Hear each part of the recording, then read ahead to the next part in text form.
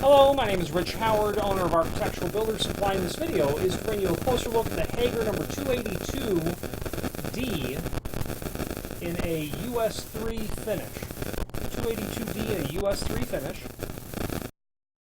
Okay, so typical flush bolt is what the 282D is. That is the ubiquitous, industry standard sort of flush bolt that you're going to see installed most commonly on steel doors. This is not something typically seen on flush wood doors at all, but they're,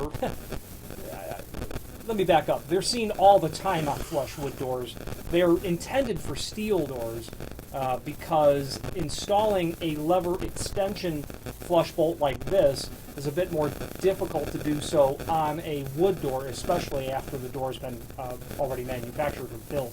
So typically for hollow metal doors, but we'll get into the installation aspect of this in a moment. Okay, let's get into that extended description.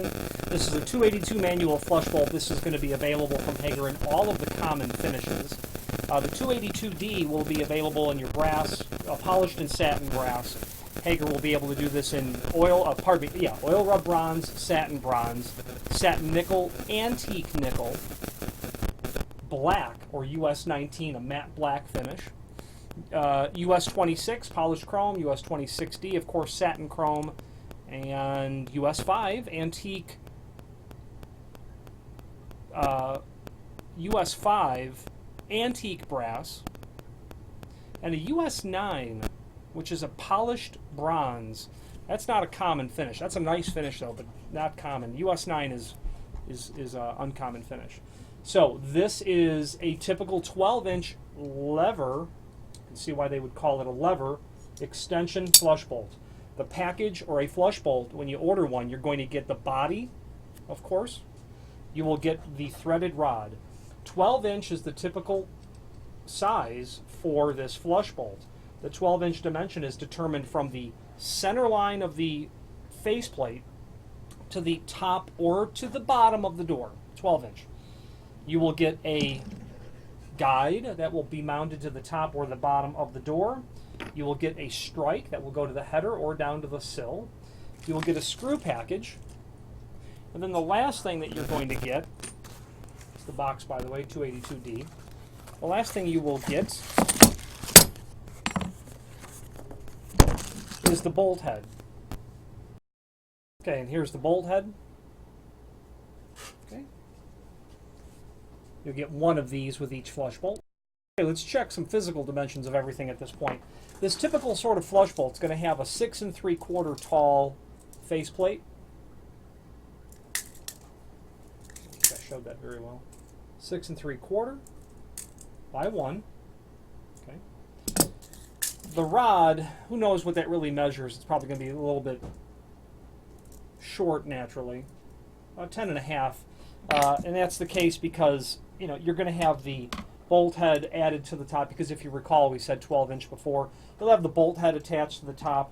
The point where it attaches to the flush bolt is not in the center, so that's where that 12-inch dimension really comes into play. Top of the door to the center of the plate. Okay. Now the strike plates, the strike plate that we have.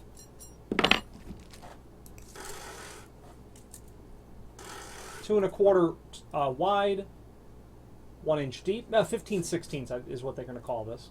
Material thickness is probably about 80 thousandths, something like that. The guide is 1 in 15 or 2 inch, 1 inch. Now the guide is incredibly crucial to have this either screwed down to the top of the door, and by the way, screw package again, everything's included. You'll notice that D-shaped preparation. Okay, you'll notice the D-shaped profile. That's important because what happens is it keeps it from turning, from spinning.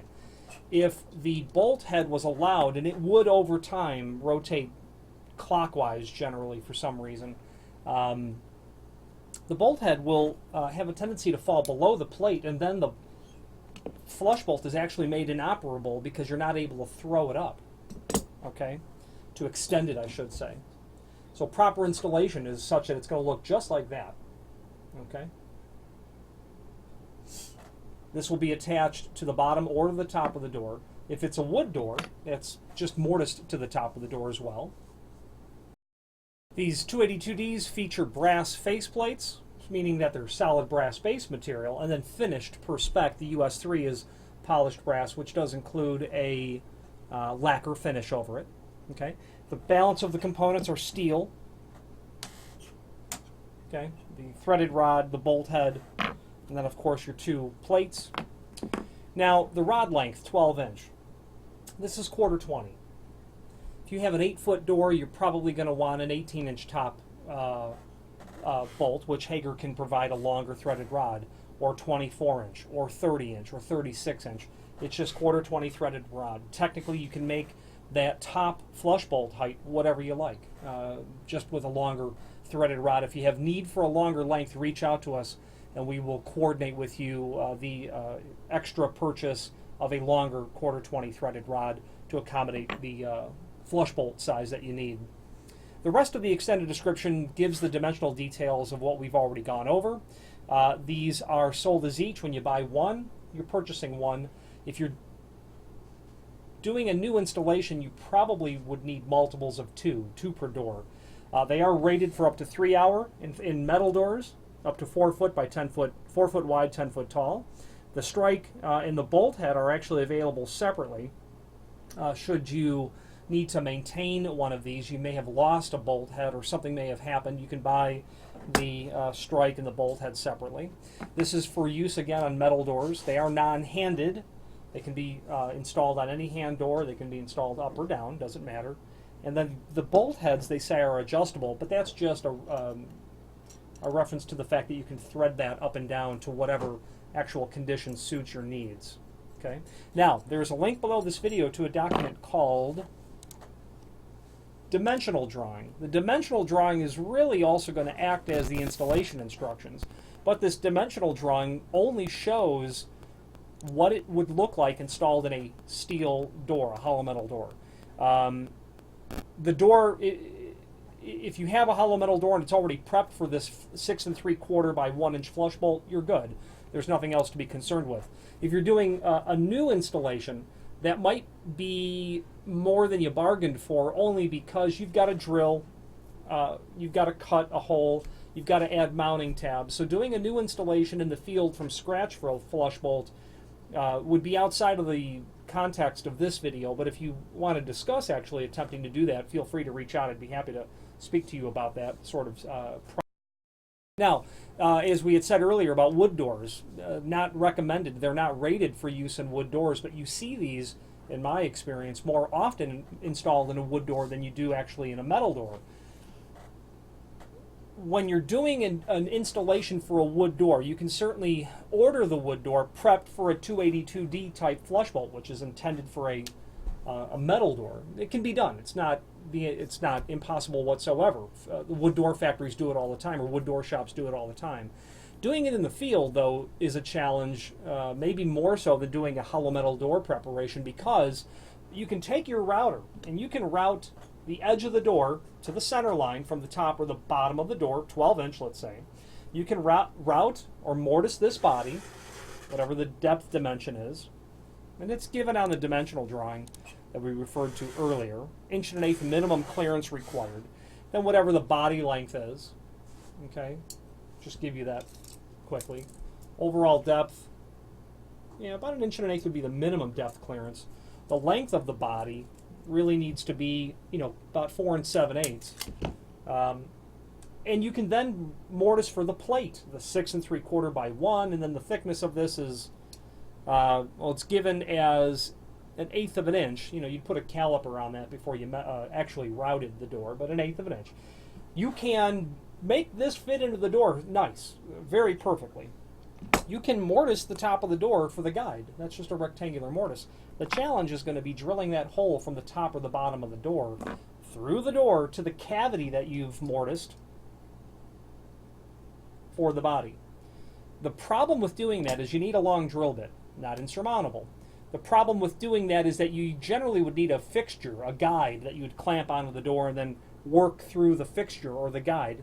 Again, not insurmountable. That tool actually exists. The challenge really is where you've got a wood style let's say it's hardwood or softwood for that matter, it will generally either be bonded to the core or it won't be. There can be a void between the 1.25 inch, 1 inch, 3/4 inch thick wood style. The problem is you're going to be drilling through the edge of the door. The center of that bolt is about 3/4 inch. So you're going to have materials of different densities. The problem is the drill bit's going to have a tendency to walk down to the less dense material. It's going to be the core, is the bottom line. That's unless it's a fire rated door, but of course you would never mortise a fire rated door in the field for one of these. A listed shop or a manufacturer would have to do that to maintain the integrity of the fire label.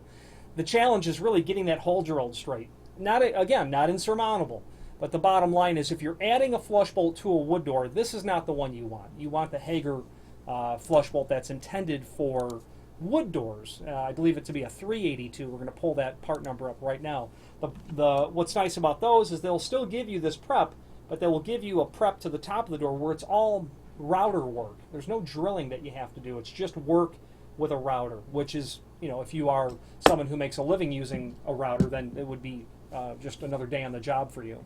That part number for the Hager wood door version, and the good thing about the wood door version is that they are naturally rated for your fire rated applications. You don't have to worry about using a piece of hardware that's actually not listed for use in a wood door. And if you're using, if you have a fire rated set of doors, if it's wood, you're certainly going to need, depending on the door manufacturer's listing requirements, perhaps a metal edge set to give you that compliance with the fire code. Now that wood door part number, where I'm getting it from is from the catalog. Now there's a link below this video to the manufacturer's page where you can pull up not only all of the Hager products that we sell, but a link to the manufacturer's website along with a link to the full product catalog, and that is indeed the document that I've pulled up. And I'm going to do a search function on my keyboard, Control F or whatever it is on your computer, and you'll find that I was wrong. It's not the 382D, it's the 283D. That would be the typical manual flush bolt for use in wood doors. That would be the one you'd want to go with.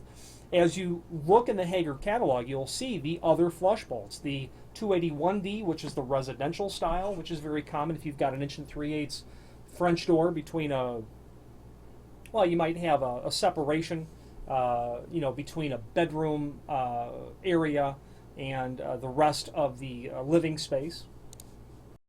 But also on there, you're going to see in the catalog the dust-proof strike, the 280X. That's also very typical and common.